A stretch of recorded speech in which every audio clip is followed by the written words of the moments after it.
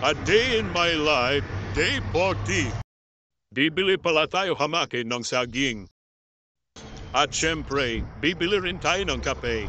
Syempre, I like brown and I love brown. Because I'm brown.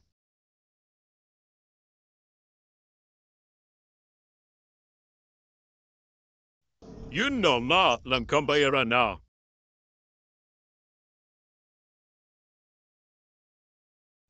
Time check, 5:10 in the morning.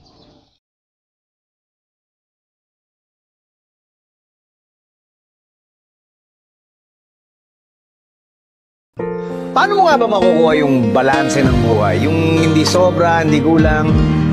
Sabi nila, hindi raw talaga mahanap yun eh. Dapat daw ikaw mismo ang gumawa.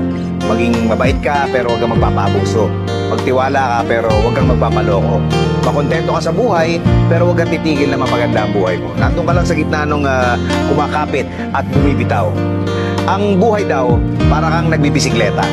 Kailangang umandar ka para hindi ka matumba. Marami tayong gustong baguhin sa sarili natin, yung mga ginagawa natin na tingin natin na hindi maganda. Pero minsan, madalas, sumasabit. Nagkakamali ka uli. Aasarin ka pa nung iba na wala ka naman daw pagbabago, ganun ka pa rin naman daw. Ang hindi naman lang nakikita, yung hirap na dinadaanan mo kasi hindi ka naman tumitigil ng paghahanap ng pagbabago sa buhay mo. Sabi nga ng mga millennial, kapit lang bes, kaya mo yan.